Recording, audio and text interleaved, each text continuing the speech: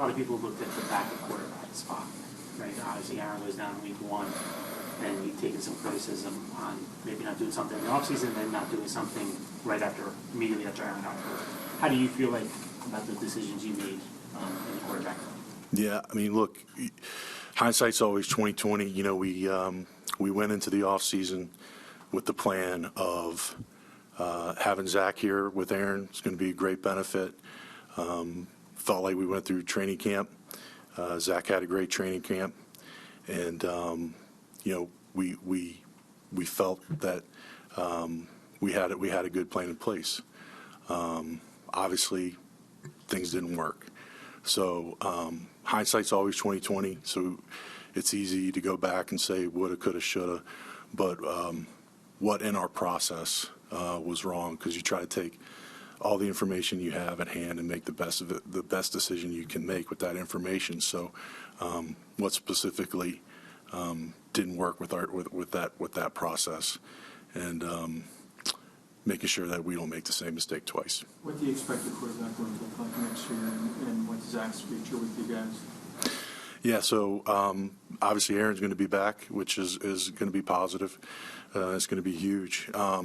You've had a good conversation with Zach, and you know, I can assure you when it comes to Zach that I'm not going to go into the specifics of our conversation, but you know, we're going to do what's right for the team, you know, and so had a good conversation with Zach. So we're going to get together after these player exit interviews and get with the staff and put our game plan together for the off season. Are you open to trading him?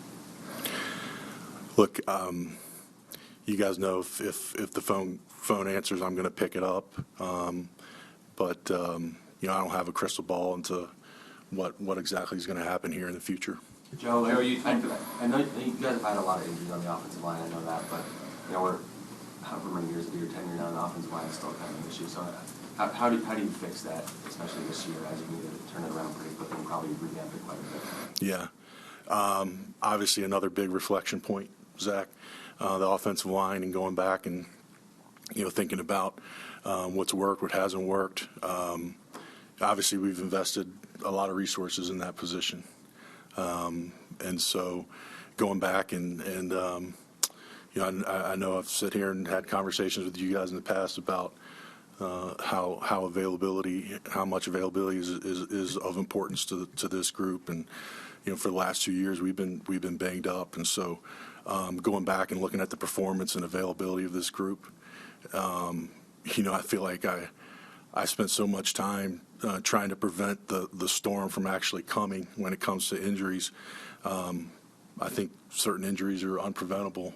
I feel like we've done a lot better job in terms of soft tissue injuries, but I think you know, candidly, one of the things I could have done better with the offensive line is keeping an extra offensive lineman. You know, not going into the year with 9 offensive linemen, but maybe keeping an extra body there. I mean, we still would have had the short 4 or 5 guys with all the offensive linemen we played, but.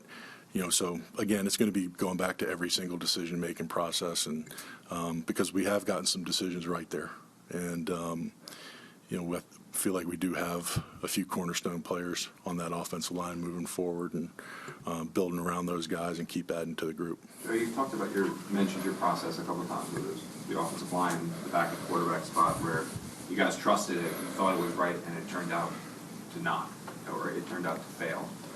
Is that more alarming when what you think is right turns out to not be, and how hard is it to go back and make adjustments, and what adjustments do you have to make specifically?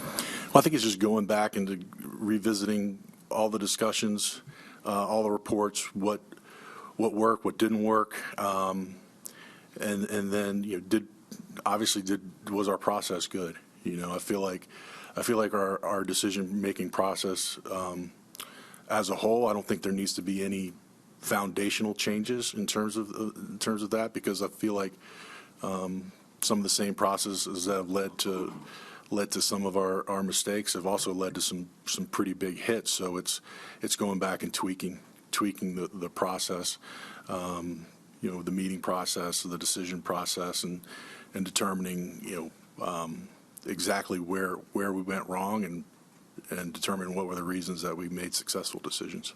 We've talked a little bit here about the misses, but one of the big hits is Bryce up. Do you guys plan on re-signing him or attempting to re-sign him? And if you are unable to, are you open to using the franchise tag on him?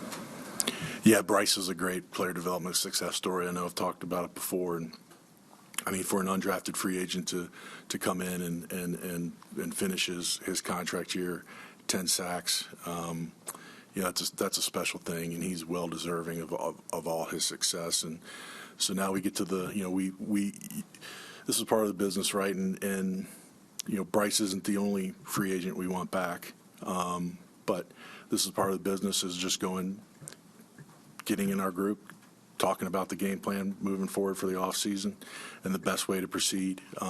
But whether it's Bryce or Ashton or Mackay or any of those free agents, it's important. It's important to have that discussion and determine what the best role for them and how aggressive we want to pursue those guys. But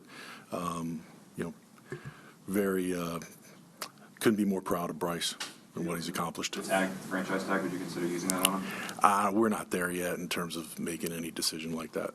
Joe, I know best player available, right, with the draft is the philosophy, but with Will, you look at it, long term he might become a very good player, but in the short term he played less than 20% of the defensive snaps this year. I think people would look at it and say, with the 15th pick, would they have been better off drafting a receiver, drafting an offensive lineman, drafting someone who maybe would have had a greater impact in the 2023 season? What do you say to that? Well, I would say that's a fair critique to say. I feel like we've always valued the lines, and we've invested a lot into both lines, obviously with varying degrees of success. And so we want as much depth as we can in that group. And so the arrow is still very high on Will McDonald. We feel like he's going to be a true difference maker in this league, and I think you guys saw with what happened this year with Jermaine's ascent within the program, and so we always want to be loaded with pass rushers and guys on the front. But look, I understand that opinion, and again, we're going to go into the offseason and the draft every year with the best player available. Dalvin Cook, just why didn't marriage didn't work between the Jets and Dalvin?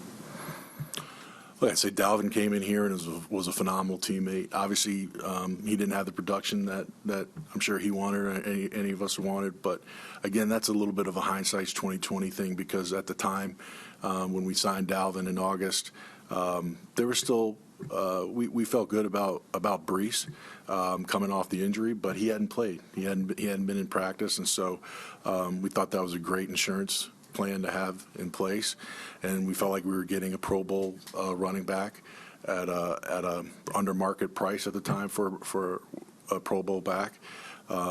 So, in terms of the actual decision at the time, we felt like that was a real safe decision. And obviously Bryce took off. He came out guns blazing in the opener and never looked back in terms of his availability and his production. So, but yeah, go back and look at exactly why it didn't work. But I think Bryce coming out as strong as he did probably was part of the reason. And so moving forward, it's about learning from some of the decisions that didn't work out, not repeating those decisions, putting the absolute best plan in place that you can. But there are a lot of good players on this team, and it's really not as far away as it looks right now. And I think we are in position to succeed moving forward, and it's going to take reflection, and it's going to take obviously not repeating mistakes to reach our goals, but they are within reach.